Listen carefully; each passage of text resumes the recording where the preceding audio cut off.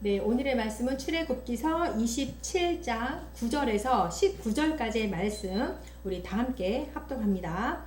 너는 성막의 뜰을 만들지니 남쪽을 향하여 뜰 남쪽에 너비가 100규빗의 세마포 휘장을 쳐서 그 한쪽을 당하게 할지니 그 기둥이 스물이며 그 받침 스물은 노스로 하고 그 기둥의 갈고리와 가름대는 은으로 할지며 그 북쪽에도 너비가 100규빗의 포장을 치되 그 기둥이 스물이며 그 기둥의 받침 스물은 노스로 하고 그 기둥의 갈고리와 가름대는 은으로 할지며 뜰의 옆 곧 서쪽에 너비 50규빗의 포장을 치되 그 기둥이 열이요 받침이 열이며 동쪽을 향하여 뜰 동쪽의 너비도 50규빗이 될지며 문 이쪽을 위하여 포장이 15규빗이며 그 기둥이 셋이요 받침이 셋이요 문 저쪽을 위하여도 포장이 15규빗이며 그 기둥이 셋이요 받침이 셋이며 뜰 문을 위하여는 청색, 자색, 홍색 실과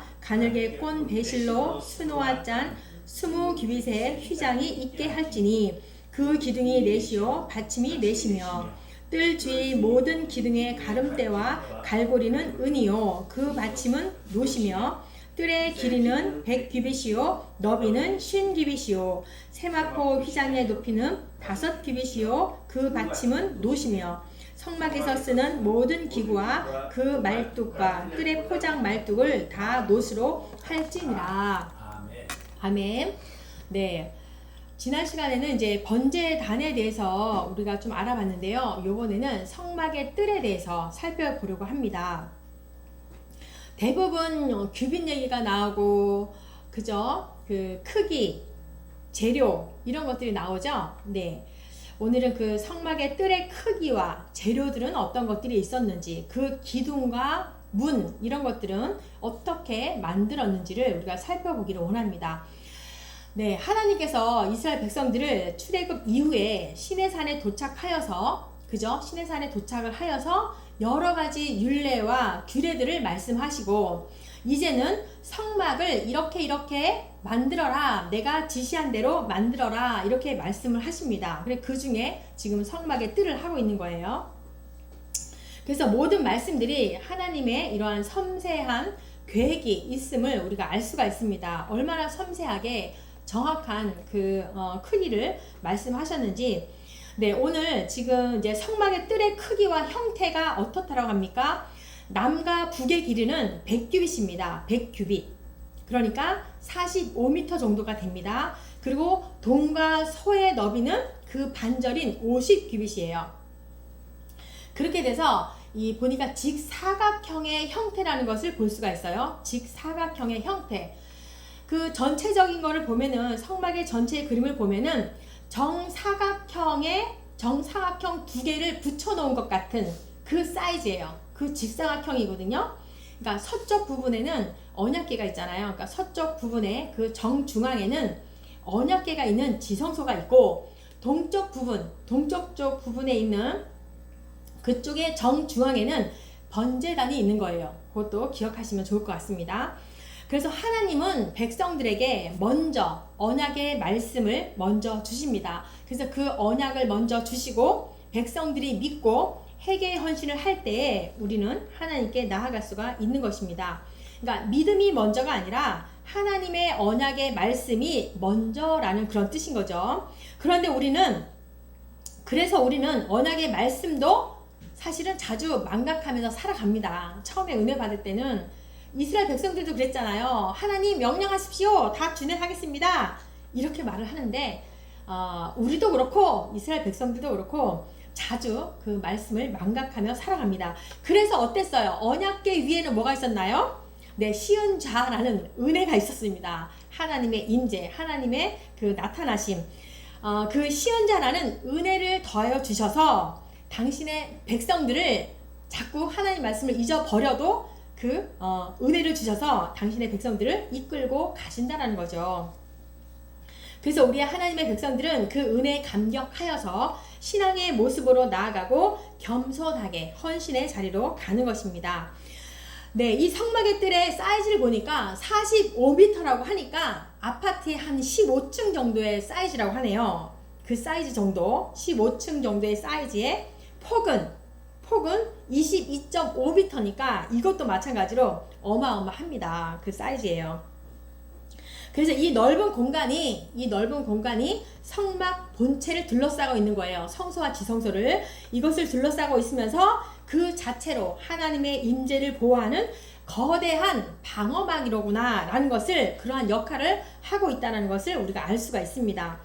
그래서 성막 밖에 있는 사람들, 믿지 않는 사람들은 교회의 비밀을 알 수가 없습니다. 그러니까 영적인 비밀을 알려면 하나님의 임재, 지성소까지 들어가야 되는데, 예배와 말씀으로 우리는 하나님을 만날 수가 있는데, 이러한 영적인 비밀을 성막 밖에 있는 세상 사람들은 절대로 볼 수도 없고 넘볼 수도 없고 깨달을 수도 없다라는 그 말씀인 거예요. 그런데 우리는요, 예수 그리스도의 그 십자가의 헌신으로 말미암아서 우리는 하나님의 임재를 맞이할 수 있게 되었습니다. 이러한 것들을 아는 우리는 말씀을 더 가까이 가고 또 기도하면서 하나님과 더욱 적극적인 그러한 대면을 하시기를 바랍니다. 네, 그 다음에 이제 울타리의 재료와 높이를 볼 거예요. 9절 말씀 보니까 너는 성막의 뜰을 만들지니 남쪽을 향하여 뜰 남쪽의 너비가 100규빗의 세마포 휘장. 그러니까 양쪽으로 100규빗의 세마포 휘장으로 쳤다는 거예요. 그러니까 남과 북으로 다 그렇게 한 거죠. 이 세마포라는 것은 가는 배실인데 흰색을 말하고 있어요. 그러니까 이 흰색은 어떤 걸 상징한다고 했습니까? 하나님의 거룩함과 순결함을 상징하고 있다고 했어요. 그러니까 그 광야 속에, 먼지가 풀풀 나는 그 광야 속에 하얀색으로 울타리가 쳐져 있다고 하면은 굉장히 그것만 도드라지게 빛났을 거예요. 우리도 어디 갈 때 보면, 그죠? 정장에 하얀색 난방을 입으면 되게 빛나잖아요. 그거와 마찬가지로 그 먼지가 풀풀 나는 그 광야 속에 이 하얀색 울타리로 이 성막이 되어져 있으니까 굉장히 환하게 빛났을 겁니다. 그리고 높이는요, 5규빗이에요. 5규빗. 그러니까 2.3m니까 우리 성인 남성 표준 키가 지금은 180이라고 하더라고요. 뭐 한 175에서 180 사이래요. 그게 표준 키인데 2.3m니까 그 표준 키도 이 담을 띄어볼 수도 없고 볼 수도 없는 그러한 높이라는 거죠. 그래서 아무나 함부로 이것을 들여볼 수도 없는 구별된 하나님의 공간이다 라는 것을 말해주고 있는 거예요. 이것을 통하여서. 그리고 울타리는 은으로 만든 갈고리, 그리고 가름대, 그리고 기둥머리, 그게 다 은으로 되어 있거든요. 그 다음에 높받침 위에 세워진 그 기둥들이 견고하게 지탱하고 있습니다. 그 울타리를. 은은 어떤 것을 상징한다고 했습니까? 속량, 그리고 구속을 말한다고 했습니다. 그리고 놋은요, 심판과 고난을 말하고 있어요. 그러니까 이 은과 놋의 이 재료의 조합을 보면은 구별된 공간으로 들어오는 데 있어서 필요한 대가와 그 과정 속에서 경험하는 하나님께서 구원하시고자 하시는 사랑의 속성과 우리를 위한 예수님의 헌신을 알 수가 있습니다. 이 은과 놋을 바라보면서 알 수가 있는 거예요. 그 다음에 성막들의 출입구를 살펴보겠어요. 뜰의 출입구는 어느 쪽에 있다고 했어요? 동쪽에 있다고 했죠. 16절 말씀 보니까 뜰 문을 위하여는 청색, 자색, 홍색 실과 가늘게 꼰 배실로 수놓아 짠 20규빗이 휘장이 있게 할지니 그 기둥은 넷이요, 그 받침이 넷이요. 동서의 기둥이 10개잖아요. 10개인데 이 문에는 4개가 들어가는 거예요. 기둥이 4개. 그리고 총 50규빗인데 20규빗이 문이라는 거죠. 이 거대한 울타리에는 동쪽 방향으로 20규빗의 그런 너비의 그런 출입구가 있다라는 거예요. 근데 이 문도 울타리의 그 휘장하고는 다르게 4가지 색깔로 수놓습니다. 청색, 자색, 홍색, 그리고 가늘게 꼰 배실로 그 입구의 출입문에 이런 문을 합니다. 이렇게 네 가지 색깔로 휘장을 만든 것이 어디에 있었어요? 우리가 지난 시간에 살펴보았는데요. 성소에도 그렇게 4가지 색깔, 그리고 지성소 입구에도 4가지 색깔이었고요. 그리고 이 성막 덮개 있었죠? 첫 번째 덮개. 거기에도 이 4가지 색깔로 휘장을 만든 것을 보는데, 여기에서 성막 출입구도 마찬가지로 이 4가지 색깔로 수놓은 휘장을 볼 수가 있습니다. 그래서 청색은 하늘과 하나님의 신성을 상징하고, 자색은 왕권임을 상징하고 있고, 홍색은요 피와 희생, 그래서 예수 그리스도의 보혈을 상징하고 있고, 흰색은 하나님의 거룩함과 순결함을 상징하고 있습니다. 그러니까 이렇게 화려한 문은 단순한 통로가 아니라 하나님께 나아가는 유일한 통로라는 것을 상징하고 있습니다. 하나님께 나아가기 위해서, 지성소까지 나아가기 위해서는 이 문을 통과를 해야 된다는 거죠. 그러니까 이 문은 누구에게나 열려 있지만 동시에 특별히 구별된 공간이라는 것을 우리가 알 수가 있어요. 이곳을 지나갈 때는 내 자신이 죄인임을 알고 들어와야 되고, 흠없는 제물로 직접 각을 떠서 번제를 드려야 하고, 그리고 그 번제 타는 것을 바라보면서 내가 속죄함을 받아야 하는 것입니다. 이렇게 이제 성막 그 뜰과 또 울타리와 문하고 이렇게 살펴보았는데요. 이 속에서는 우리가 성막의 모든 전체적인 것은 다 영적인 의미가 있다라고 했습니다. 그죠?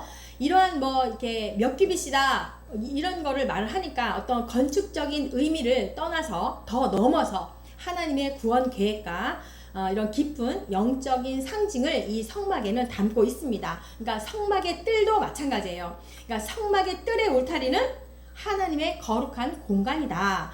죄로 오염된 세상과 명확히 구별된 경계선이다 라는 것을 알 수가 있어요.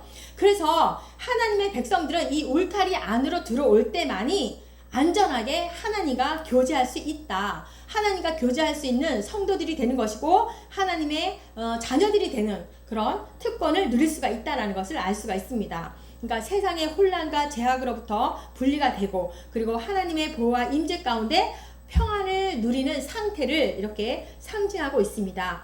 그러니까 하나님이 이렇게 명확하게 해주셨잖아요. 하나님이 정해주신 이 경계선이야말로 정말 가장 완벽하고 안전하다는 것을 우리가 이 성막의 뜰의 이 모습을 보면서 우리는 알 수가 있습니다. 그 다음에 성막의 뜰에 들어가는 유일한 문이 동쪽에 있습니다.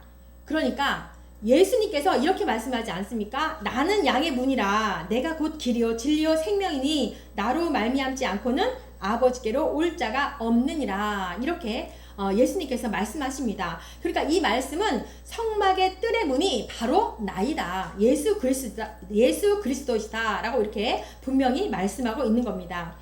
그래서 성막의 뜰에 문을 통해서 들어가면 가장 먼저 만나는 것이 무엇입니까?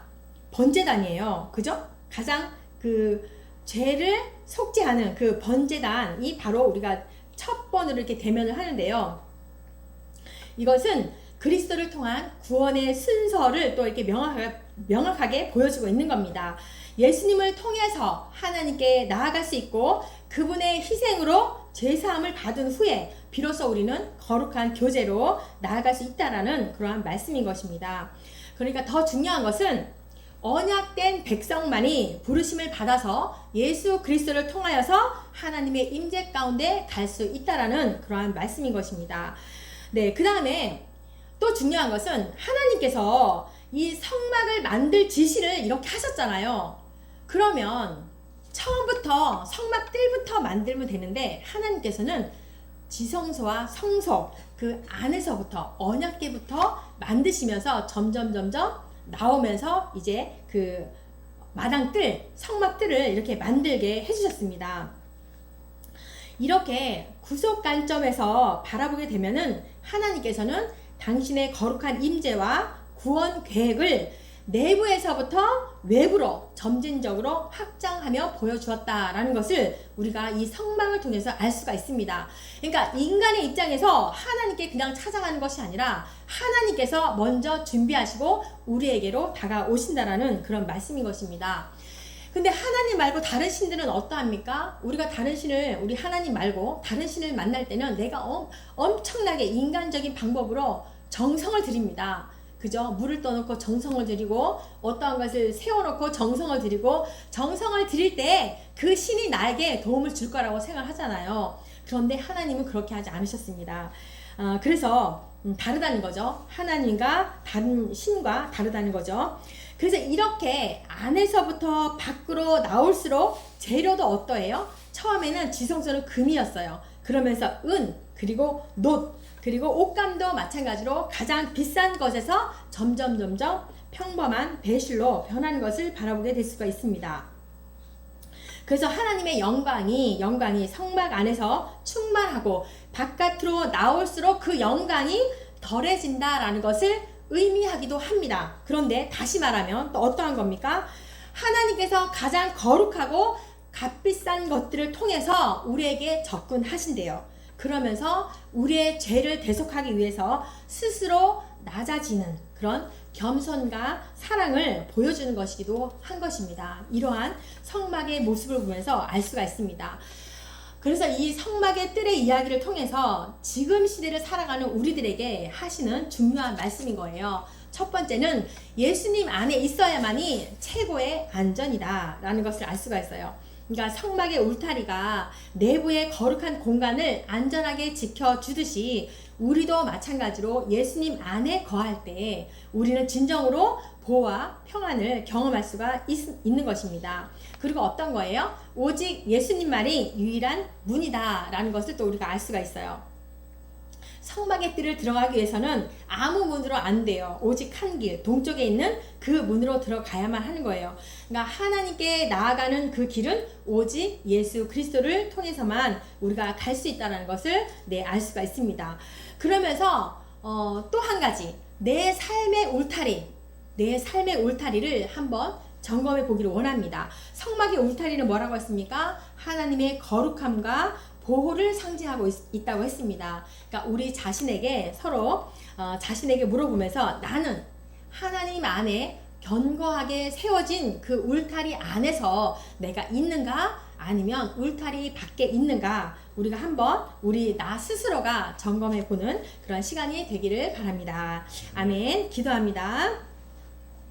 하나님 아버지 감사합니다. 성막의 구조를 지시하는 그런 모든 말씀을 보면서 하나님께서 우리를 얼마나 사랑하시고 우리와 교제하기 위해서 얼마나 세밀하게 계획하셨는지를 깨닫게 해줍니다. 우리를 사랑의 울타리 안에 안전하게 지키시며 오직 우리의 예배를 받으시기를 원하시는 하나님의 사랑하심에 감사를 드리며 예배와 말씀을 통하여서 더욱 합당한 거룩한 존재로 살아가는 백성들이 다 되게 하여 주옵소서. 모든 하나님의 거룩한 섭리 가운데 주님 대한민국을 지켜주시옵소서. 하나님을 예배하는 모든 교회를 지켜주옵소서. 세상 욕심에 자기 자랑에 빠져있는 우상들을 다 버리게 하시고 오직 사랑의 울타리 안에서 하나님과 교제를 나누며 하나님의 나라와 의를 세워나가는 거룩한 백성들이 삶이 되게 하여 주옵소서. 감사를 드리며 예수님의 이름으로 기도합니다. 아멘.